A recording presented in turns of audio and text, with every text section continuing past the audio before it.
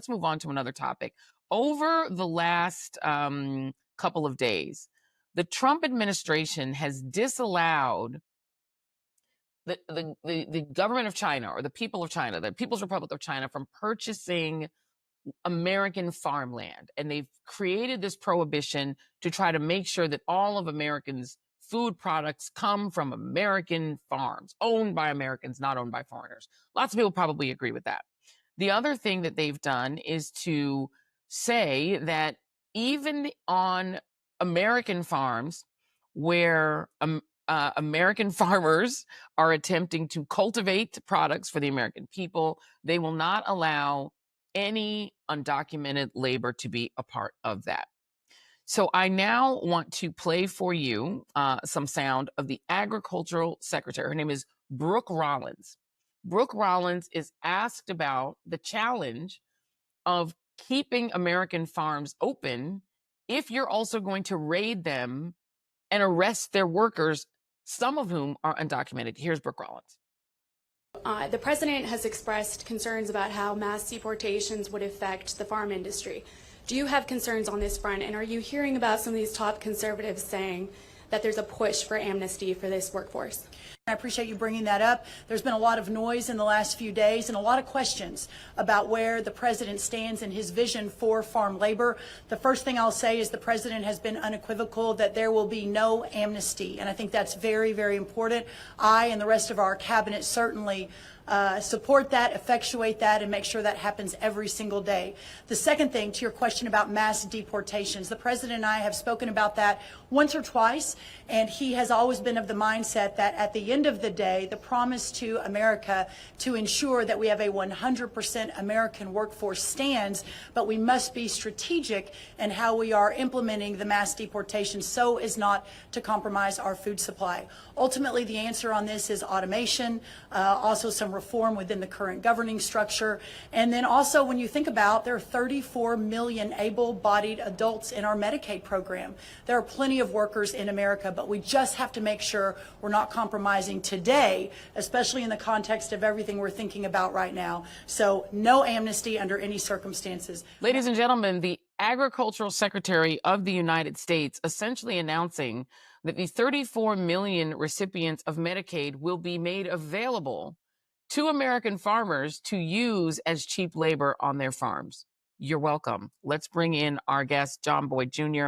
John Wesley Boyd Jr. is an African-American farmer, civil rights activist, and the founder of the National Black Farmers Association. He operates the Boyd Farm, which has 1,500 acres across 3 farms in Baskerville, Virginia, where they grow soybeans, corn, wheat, and currently raises 150 herd of beef cattle. John Boyd Jr., thank you so much. Great to have you on. Thank you so much for having me. I want to get your response to that. You know, our history, our shared history, of course, Mr. Boyd, is that our ancestors were brought to this country not to own farms, but to work on them as slave labor. And replacing that cheap labor, once it was wrestled away from the Confederacy and other farms across the country via the Civil War, there's been this sort of endless quest to replace that farm labor with cheap labor, right? And the cheap labor of note today is largely undocumented. And now what the Agricultural Secretary is saying is that they're going to swap that labor out for folks that get Medicaid. Your thought? You know, just take things to a whole different level here, you know.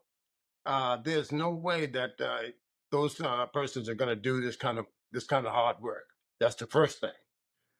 Farming is the hardest occupation known to man. I just got off the tractor, and I'll be honest with that. I took a shower and changed my hat to come on this show with you, you know. And it's the hardest occupation known to man. It's hot outside today. It takes a special kind of individual to go out there and do this work day in and day out. And so if you think someone who's already has, I'm gonna use my grandmother's terminology, some sort of ailment, that you already have some difficulties, and you're gonna come out here and do farm work, picking tomatoes and everything else, it's not gonna work. The folks who are already here were the ones actually, doing the work in the first place. And first of all, to talk about what you spoke about, blacks are the one that made tobacco gold and cotton king here. So let's go back and tell the whole history. And once we stopped doing it for free, they had a problem paying us, and the whole issue with land. The way black people got land in this country is because the money wouldn't spend in the South, the currency wouldn't spend, and they had this states like Virginia and other had an opportunity to exchange the currency. They wouldn't do it, and they lost the money. And then they started selling land to blacks to stay on. That's how we got the land in the first place. And then after the 60s, they said, oh, okay, man, we want all this land back. And they used USDA and the county committee to get land back to steal land back legally. And my daddy would always say, they always use a legal way to outmaneuver black people in this country. So that's how they got rid of blacks in the first place. They didn't want to pay us, and black people say, you know what? I'm moving up south. I'm moving to Chicago or New York City, and I'm not doing this kind of work for free anymore.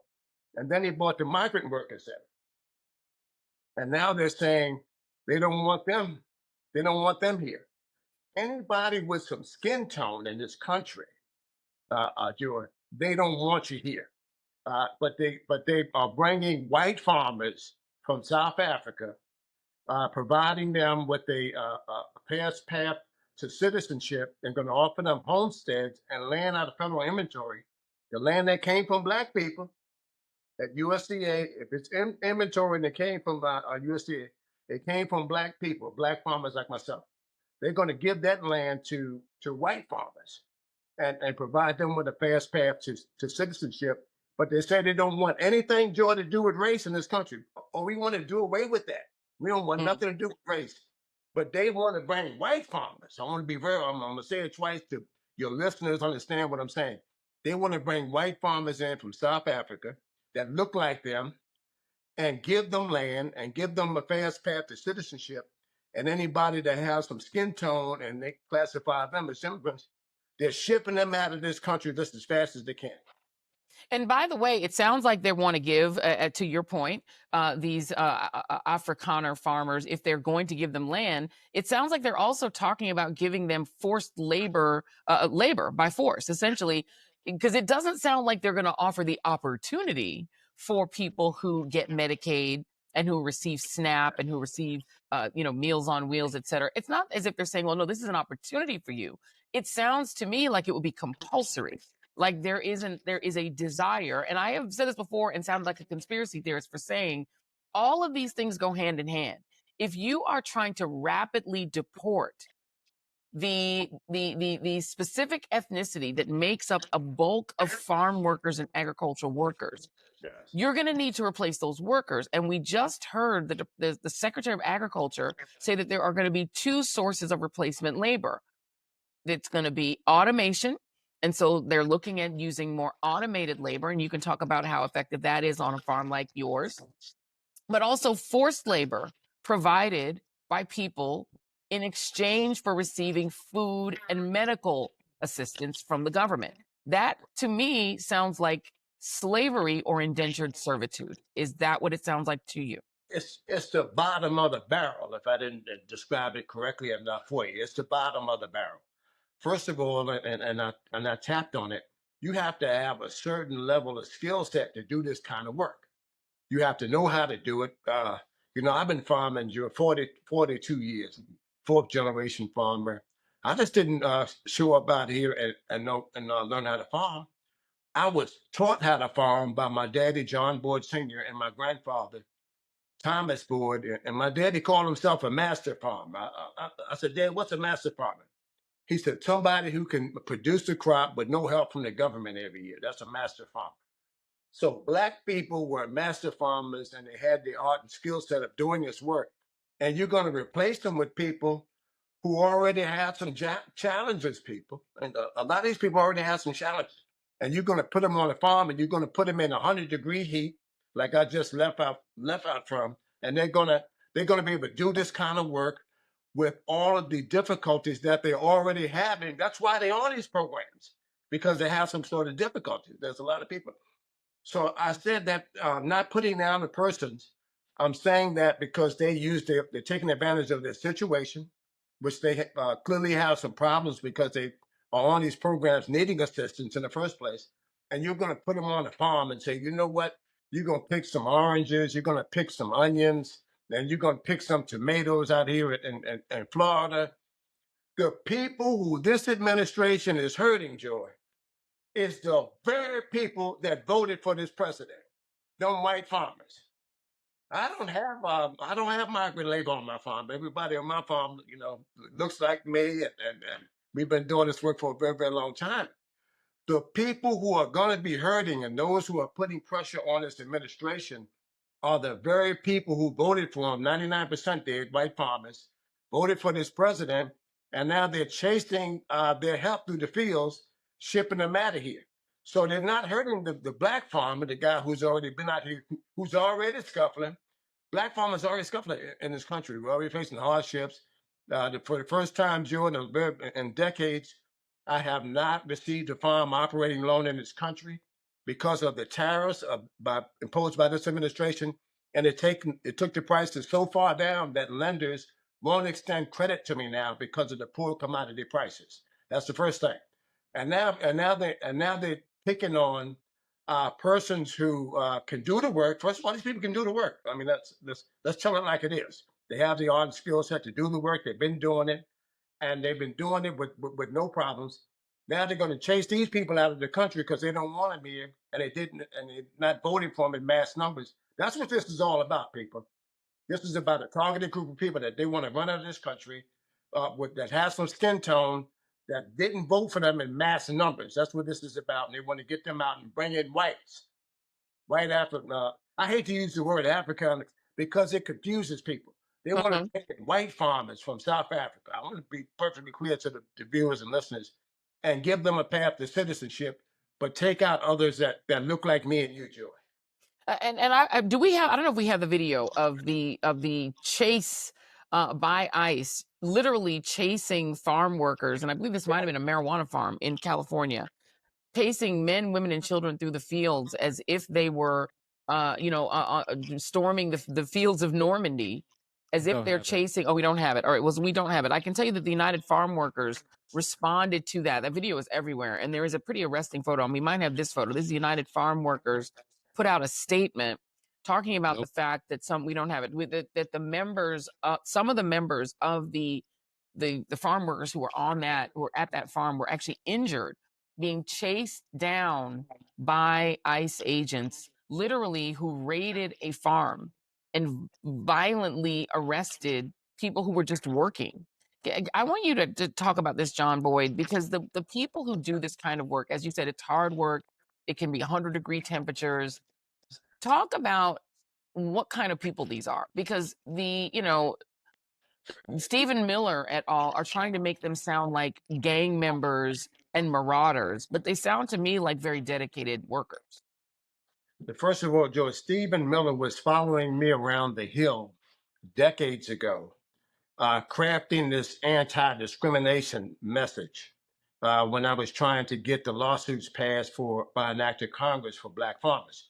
Stephen Miller was on the front row, very young staffer, trying to craft this message, and they used that to really tear down civil rights in this country. That's the first thing. So I want to raise the flag on him. He's the bottom of the barrel, in my opinion, in this country, and what he's done to civil rights in this country, Stephen Miller. But to answer your question, this is the hardest work known to man because farming never ends. I can go outside right now, Joey, and continue to work to midnight, and I still wouldn't be caught up. And the cycle never ends. So once planting season is over and I harvest, I start all over again. So it's the hardest occupation known to man, and the people that do the work, Joy, to their credit, they're cut from a different cloth. These aren't people that do soft-handed work here. I got 2 sets of calluses on my hands here because the work is physical labor, it's difficult work, and everybody can't do this work. And for the people that the Secretary of State is going to do this kind of work, people, she's a lost ball in high weeds, and she really believes that. Is what I'm trying to describe. And I'm not putting down anybody on these programs. So I want to be center of the road of what I'm saying. Well, I mean, but to say, just to stop you, John Boy, because they wouldn't be doing it willingly. I mean, what she is describing is essentially forcing people, if you want to eat, if you want to survive, you'll be forced to do this labor. Could you do what you do with forced labor, with people who are being forced to do it? No. First of all, you got to love what you're doing. You know, you can't get out here and do this kind of physical labor and not love the land and not love the commodity and things that you grow. The only reason I'm a farmer, Joy, is one, I'm a generational farmer, and I love what I'm doing. I'm out here with no farm operating on because this administration put a fork in us. That's the first thing. And I'm not out here because I feel good. I'm out here because I love what I do, and I'm not going to let this administration take me out. So that's the first. Yeah. Let me ask you this question, because I recall, and we covered on my MSNBC show, when Joe Biden's administration finally made good on a promise to make a $2 billion restitution to Black farmers like yourself, and you were the leader of fighting for this because the Department of Agriculture had for many, many, many decades denied Black farmers equal access to loans, et cetera. That $2 billion settlement was challenged by Stephen Miller. Essentially, this administration has walked back on it and said that you can't provide any specific benefit to Black farmers, that money has to go to white farmers instead. What did you make of that? I'm telling you right now, we went from absolutely bad to super worse here, Joy, because first of all, I've been trying to get debt relief, which was the $5 billion I've been trying to get, and we won it by an act of Congress in 2021. Stephen Miller went around and organized white farmers and law firms to sue me and other Black farmers in federal court, and different federal courts where the judgeships were stacked in favor of Republicans. That's what they do, people. And they sued us in Florida and Texas, and they won a temporary injunction. Joe, I had to raise money, and I love my people. Close your ears, but we give $25, and that's a lot of money, or $100 or something like that. Stephen Miller was able to raise millions of dollars in his campaign, and I had to hire law firms in each one of those states to defend ourselves and push back on this rhetoric of this reverse discrimination that Stephen Miller was doing with these white farmers. White farmers ain't never been spat on in this country by USDA. White farmers ain't never been called a nigger in this country by USDA. They never had 1 day a week to be serviced by our country. And we named it Black Wednesday in Virginia. It's the only day they would see Black farmers. So I personally experienced all these things. So when they say it's reverse discrimination, what reverse discrimination? When you got all of the money and primarily all of the land and all of the subsidies, ALL, and Blacks receive $200 on average per farmer in this country, and the top 10% in the U.S. Farm Subsidy Program receives $1 million, these white farmers. We're not even on the map. So they really played these courts, and they use Republicans to do that. And we always playing catch up, just the same way we are right now. We have to organize right now, and thank God for people like you, Joe, who had the guts and tenacity to speak out every night about the hardships that people like me face every night. And I know you were receiving pushback. Thank God for a face like you and a voice like you who stood up against all of this atrocity that this administration wants to do to our people. That's the first thing. We got to organize, mobilize, and support each other right now, and don't let them win. And for Donald Trump and his people who are listening to your show, and they listen to you, Joe, because they're afraid of you. They want to see what you're talking about tonight. Here's my message to the president. There's only one king, and he's sitting high, and he's looking low, and he doesn't like what he's doing. And my grandmother name, she was a sharecropper, her name was Ruth Robinson. She said, you keep on doing bad, there's a stick out yonder with your name on it, and you're going to find it and step on it. The president is going to step on the stick. It's out there waiting for him. Give him a little time, Joe. It won't be today or tomorrow. But if he continues to do this arrogance and demeaning and treating blacks and Hispanics and other people of color wrong in this country, he's going to step on that stick. Just give him a little time. John Boyd Jr., it is a pleasure to speak with you. Thank you so much. The compliments were unneeded, but they're very kind. I appreciate you. Keep fighting, and the door is open for you to come back here anytime. My platform is your platform. Thank you very much.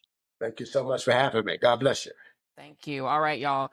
And you should understand, too, that when you cut U.S. aid, understand that you're hurting farmers like John Boyd Jr., because a lot of that, a lot of what we were sending to other countries to try to combat poverty and hunger in other countries came from farmers like Mr. Boyd. It is farmers who get hurt when you cut off those programs, because that was actually, in a sense, a subsidy to them.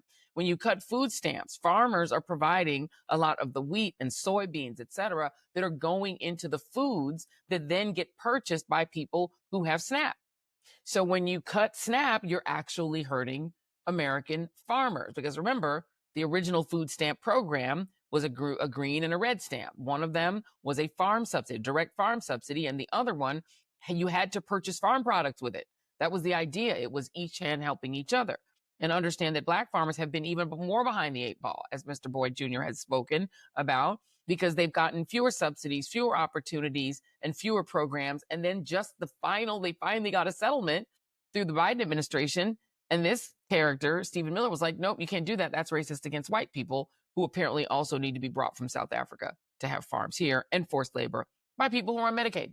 Thank y'all for tuning in. Be sure to like and subscribe, share this channel. Make sure that everybody subscribes to the YouTube channel. 70% of people are lurking, watching these shows and not subscribing. Why would you do that? So make sure that you like, subscribe, and throw some comments in. Thank you all for joining the Joy Reid Show. See you on the next one, and goodbye for now.